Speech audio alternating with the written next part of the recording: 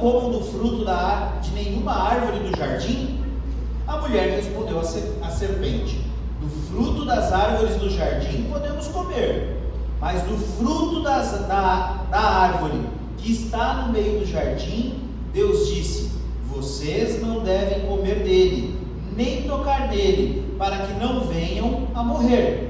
Então a serpente disse à mulher: é certo que vocês não morrerão, porque Deus sabe que no dia em que dele comerem, os olhos de vocês se abrirão, e como Deus, vocês serão conhecedores do bem e do mal. Qual era a regra que Deus havia colocado? Imagina Deus falando com Adão e Eva: vocês podem comer tudo que está aqui, mas eu vou dar um conselho para vocês. Está vendo aquela árvore? Aquela árvore eu quero que vocês não comam. Se vocês comerem, vocês vão morrer. Mas eu prefiro que vocês não comam. Certo aqui? Tranquilo? Aí Eva se afasta. Vou contar um segredo. Não é segredo não, é que você tem que estudar para entender, para achar isso aqui. Se você ler o texto bíblico em hebraico, aqui nessa questão aqui, nesse capítulo 3, o texto fala assim, ó: porque a serpente, o animal mais astuto. Essa palavra astuto, ela tem a ideia de malandro, né? Não é a ideia de ser sábio, de nossa, como é inteligente, mas é aquela malandragem, aquela sabedoria pro mal, a malandragem. Aí, a palavra hebraica ali, usada para serpente, ela vai se repetir quando a serpente diz assim, ó: porque quando vocês comerem, vocês serão sábios como Deus. A palavra que é usada ali para que vocês conhecerão as coisas como Deus, terão sabedoria como Deus, é a mesma, no hebraico, é a mesma usada para serpente. Em outras palavras, Moisés, quando escreveu, disse que a serpente falou assim, ó: a serpente era astuta. E quando ela falou para Eva comer, ela disse que se a Eva comesse, ela também se tornaria astuta como era Deus. Mas Deus não é astuto, Deus é sábio. Entendeu aqui a diferença? A gente não pega isso no português. É só parênteses para você entender aqui o contexto, mas Deus então ele apresenta uma lei. E essa lei é um conselho: não coma, porque se você comer, você vai. Aí eles comem, você já conhece a história. Depois que eles comem, eles se escondem, Deus chama eles conversam, aquela coisa toda, e aí eles estão esperando que o que aconteça? Que eles morram. E por que eu estou dizendo para você que Satanás estava errado na forma como ele enxergava a lei de Deus? Porque Ellen White diz lá no História da Redenção, um pouquinho antes disso aqui acontecer, Satanás é expulso do céu. Depois que ele é expulso do céu, Ellen White diz que Satanás, quando sai do céu, ele se arrepende. Foi o primeiro arrependimento dele. Satanás teve 3 arrependimentos. O primeiro é esse, o segundo é no dilúvio, o terceiro é na cruz. Aliás, na cruz não, é na ressurreição de Jesus. Então o primeiro, que na verdade ela diz que não foram arrependimentos, foram remorsos, mas vamos pelo arrependimento que fica mais fácil de você entender aqui. Quando Satanás então ele percebe que ele fez coisa errada, que está dando mal para ele então vê um anjo passando e fala: ei, eu quero conversar com Jesus, eu me arrependi, eu quero voltar atrás. Aí Jesus vem conversar com ele, e Jesus fala assim: por não, o que você quer? E ele diz: eu me arrependi, deixa eu voltar atrás, deixa eu voltar para o céu, eu canto lá no coral, eu fico quietinho lá, eu canto no coral, eu vou na frente de todos os anjos e peço desculpa, eu digo que eu errei. Aí Jesus olha para ele e fala assim: mas o que eu te disse? Eu não te disse que se você avançasse, não teria volta?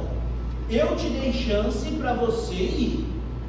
Eu falei que eu não queria que você fosse, mas você escolheu ir. E quando você escolheu ir, você ultrapassou o limite. E quando você ultrapassou o limite, agora eu não tenho como trazer você de volta, porque você está acusando a minha lei de ser tirana.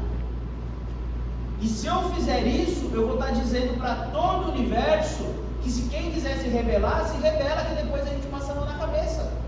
Então eu não posso deixar você voltar. Aí Satanás, e Ellen White vai dizer que aí nesse momento se revelou a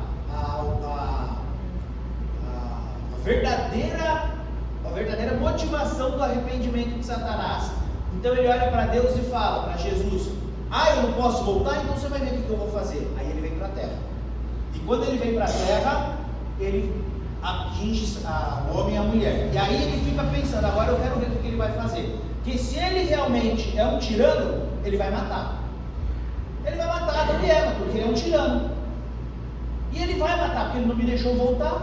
Então ele vai matar. Aí Jesus, como você conhece a história, Jesus chama: Adão, Eva, cadê vocês? Aí Adão vai dizer o quê? Eu ouvi a sua voz, tive medo. Por que você teve medo? Porque eu estou nu. E quem te disse que você está nu? O que você fez? A mulher que o Senhor criou me deu um fruto e eu comi. Aí ele olha para a mulher e pergunta: mulher, o que você fez? Aí a mulher fala: a serpente me enganou e eu comi. Aí Jesus olha para a serpente e ele não pergunta para a serpente o que ela fez, porque ele sabia o que a serpente fez. E aqui tem uma coisa interessante que eu quero te explicar também, para você entender que a lei de Deus não é tirana. Toda vez que alguém desobedece a lei de Deus, Deus fala: vem, senta aqui comigo e vamos conversar. Se a lei de Deus fosse tirana, ele ia te dar chance para conversar? Ele ia te dar chance para se explicar? Ele ia te dar chance para tentar de novo? Se fosse tirana, ele ia falar: pecou, morre todo mundo. E acabou, ele não ia conversar. Só que Adão pecou, ele conversou. A mulher pecou, ele conversou. Agora a serpente, quem que era a serpente? Ela já não tinha mais chance. Então ele nem conversa, ele não pergunta, ele simplesmente anuncia: maldita és tu pelo que fizeste. Você antes era uma ave, a serpente era uma ave, ela voava. Ellen White diz que quando ela voava, as suas escamas, as suas penas eram tão bonitas que quando o sol batia, refletia o arco-íris voando. Para você imaginar como ela era bonita. Agora ele diz: você não é mais ave não, agora você é réptil. Vai se arrastar no chão, vai comer do pó. Aí ele olha para a mulher e fala, ele diz que a serpente é o quê? Maldita. Agora ele olha para a mulher e fala: porque você pecou, agora você vai viver submissa ao seu marido, você vai ter filhos, vai ter dor de parto, não sei o quê. Ué, era para ser o quê? Mas o que ele fez? Ele disse que ela ia continuar vivendo. Aí ele vai em Adão, ele podia dizer que Adão era maldito também porque comeu. Aí ele diz: Adão, porque você pecou, maldita é a terra agora. Não você, mas a terra. E a terra agora vai produzir espinhos, abrolhos, e você vai produzir o seu pão, o seu sustento, através do suor da sua face. Veja, ele não amaldiçoou a mulher, ele não amaldiçoou o homem. Se a lei de Deus fosse tirana, o que ele teria feito? Ele teria amaldiçoado. Ele teria simplesmente dito: ei, pecou? Não tem chance, acabou para você. E eu vou mostrar para você, eu não vou ler o verso, eu só vou te contar para você entender. Avança um pouquinho a história e vai lá em Caim. Quando Caim oferece o sacrifício e Deus não aceita, o que Deus fala com Caim? Caim, por que você está assim? O que Deus estava fazendo? Estava conversando com ele, perguntando, dando uma. Deus fez uma lei: eu quero que você me traga um sacrifício. Caim trouxe um sacrifício que não era o que agradava a Deus. Deus simplesmente podia ter matado Caim, mas Deus faz o quê? Caim, vamos conversar. Não deixa o pecado nascer no seu coração não, Caim. Aí Caim se ira, vai lá e faz o que com Abel? Aí Deus de novo: Caim, cadê teu irmão? Cadê teu irmão? E Caim fala: sou por acaso o guardador do meu irmão? Caim, eu sei o que aconteceu, Caim, eu estou te dando uma chance, mas você não quer.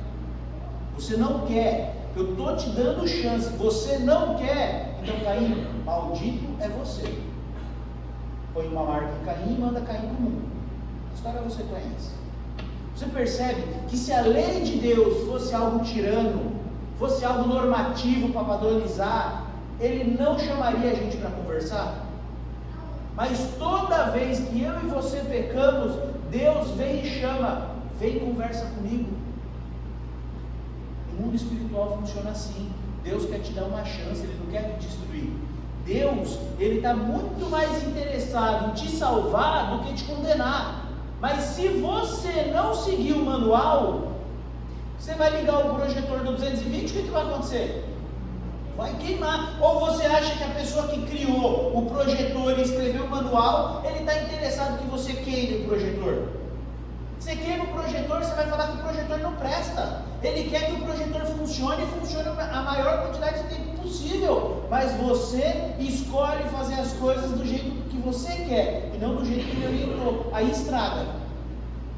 Outro dia, eu falando sobre isso com uma pessoa, ela falou assim: pastor, então se eu olhar por esse jeito que o senhor está falando, eu vou entender que a lei de Deus, ela salva a gente.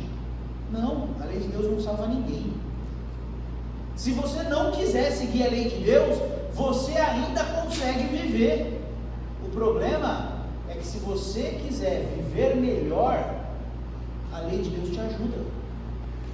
Só que você só vai conseguir viver melhor, vai conseguir obedecer a lei, se antes você entender o porquê que a lei existe, e antes entender o amor de Deus por você, que foi mostrado lá na cruz.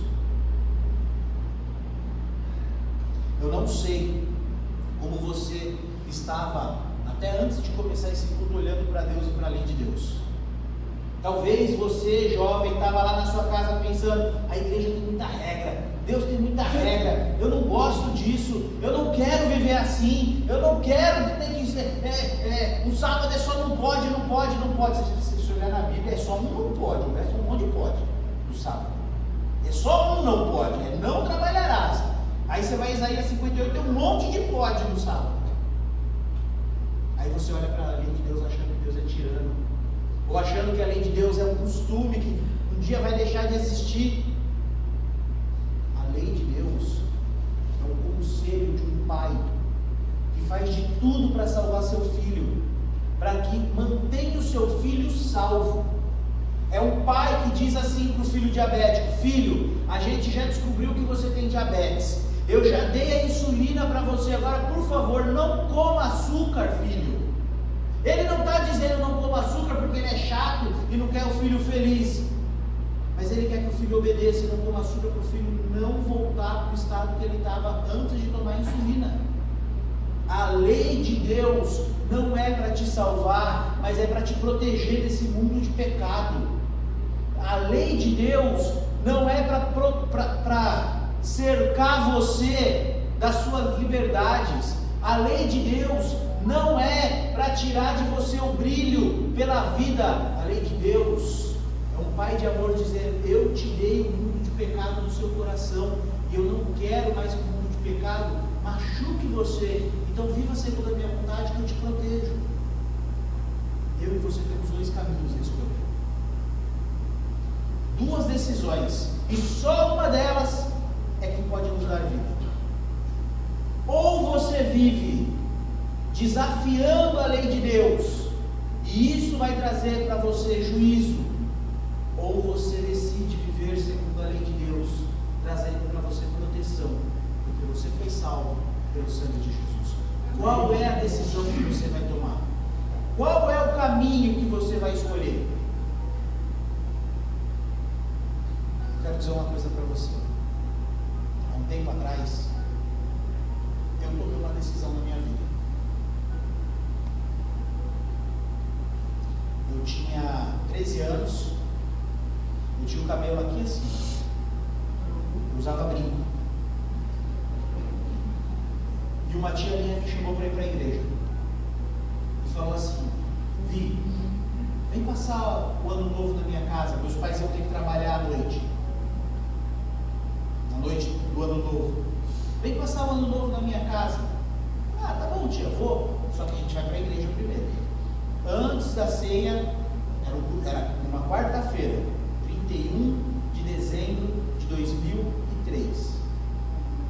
Quando eu cheguei na igreja, eu vi a tia Mércia. A tia Mércia me abraçou.